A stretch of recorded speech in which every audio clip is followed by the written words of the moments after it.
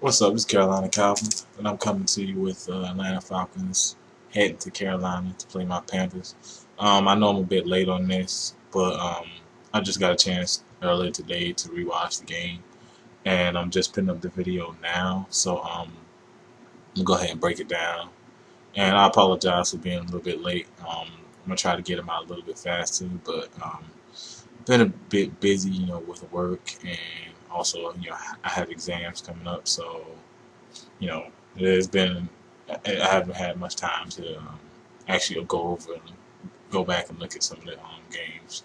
But I've looked at some of them today, and this is one of them.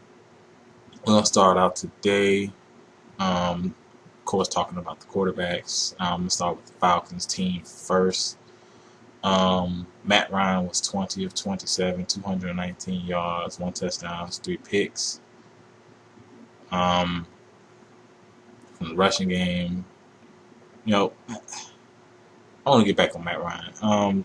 Didn't look good, but a lot of his weapons are gone, man. And he still has Tony Gonzalez. Tony Gonzalez is up there in age, while still good. A lot of Matt Ryan's throws were shorter yardage, yards after catch type things. But for the most part, they really couldn't go down the field like they wanted to. They really couldn't go down the field.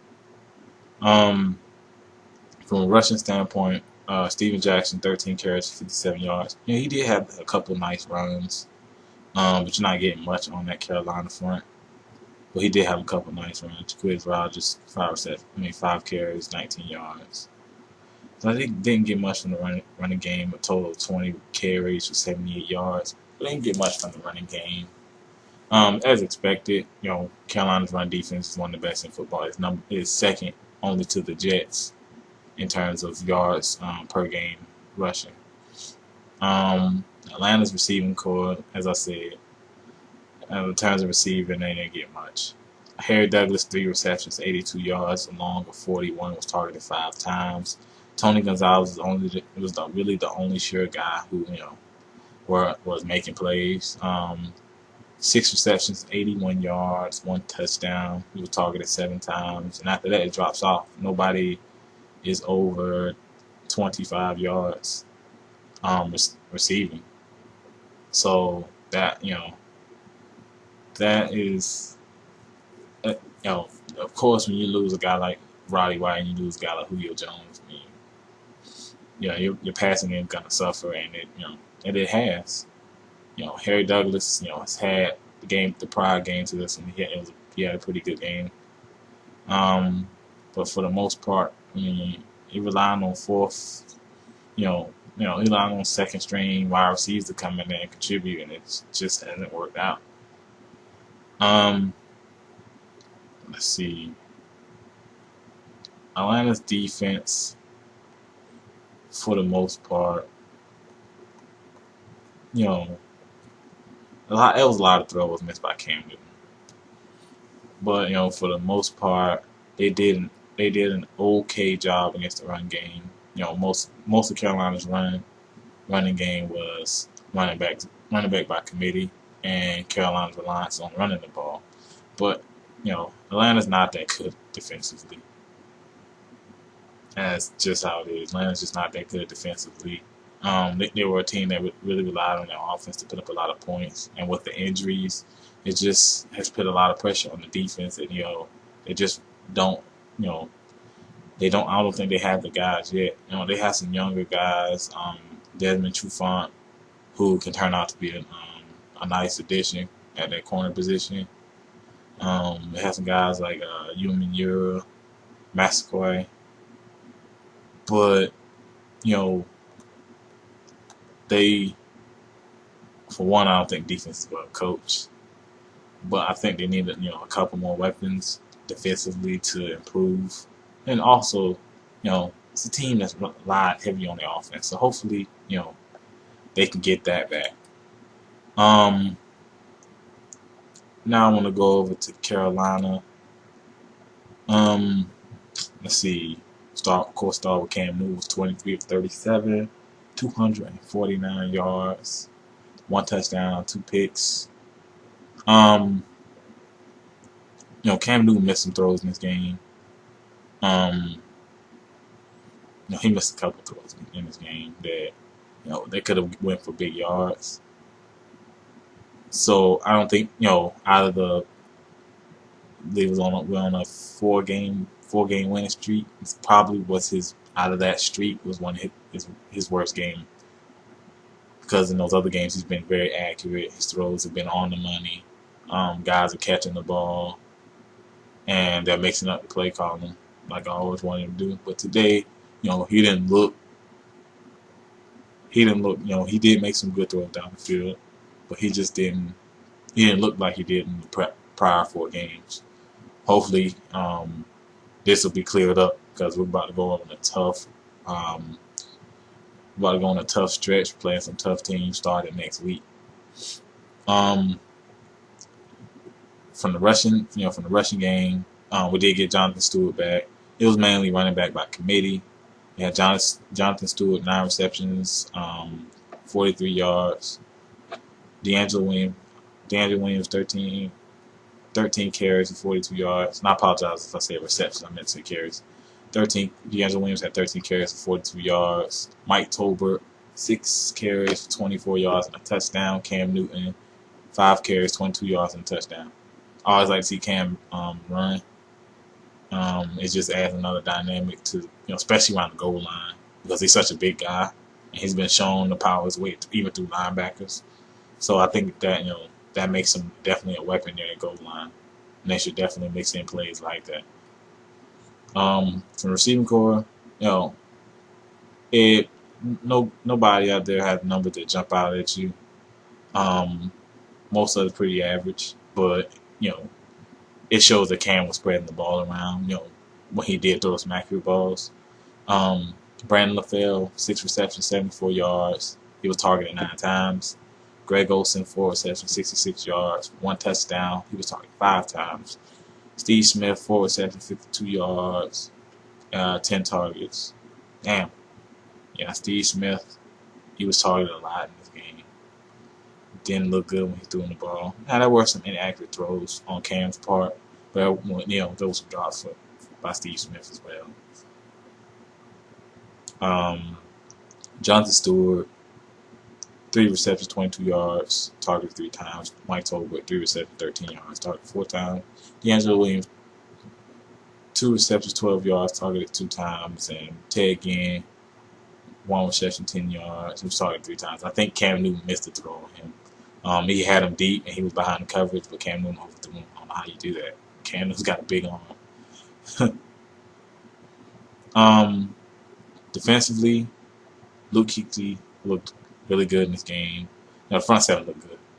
Yeah, the secondary looked good against those, the depleted Atlanta wide receiving core. But you still got to give them credit. What credit is due. They still look good.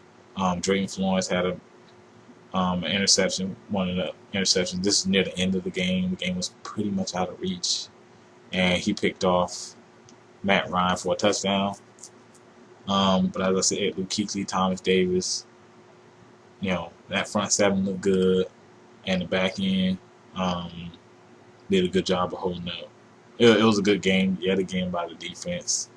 But I want to see us against the Saints offense, who is mainly healthy and not beat up like the Atlanta team. I would like to see our defense against them and see how that turns out.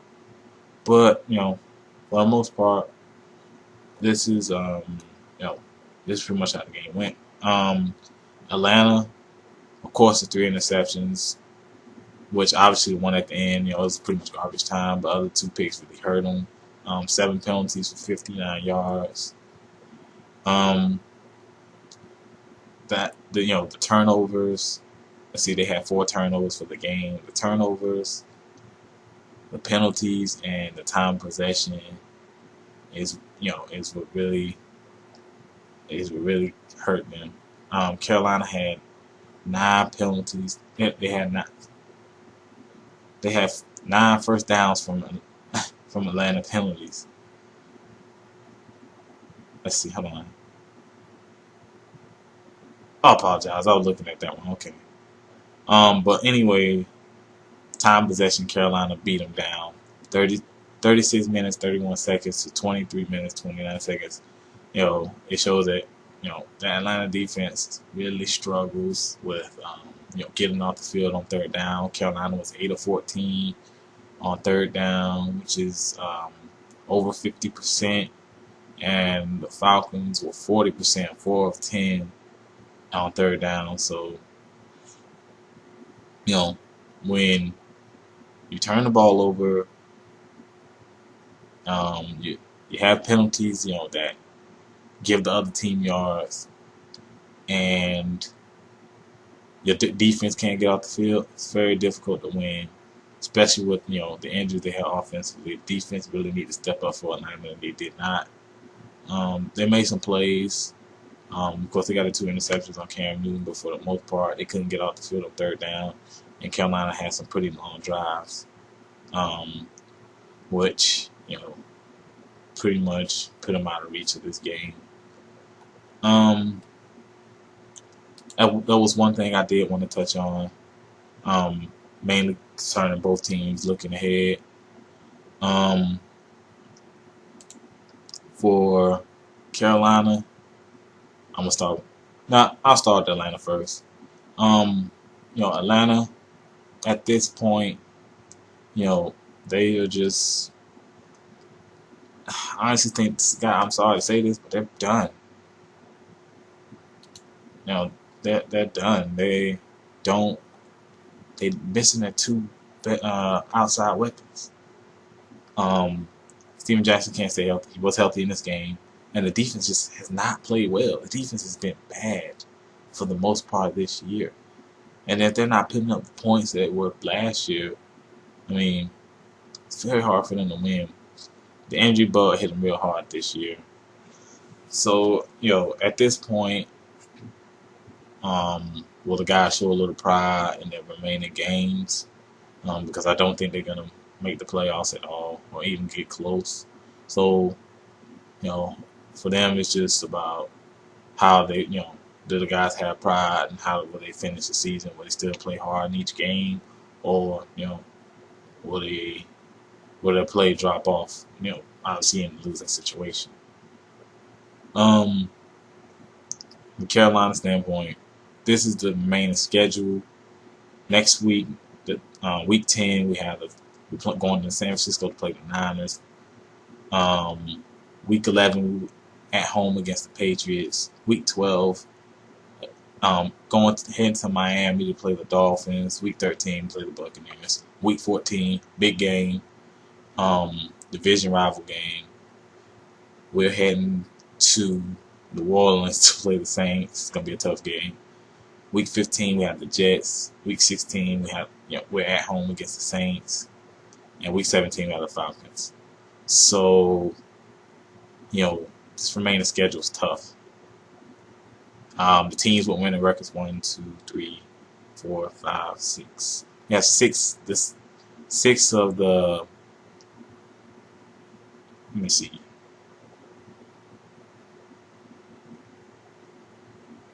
Hold on.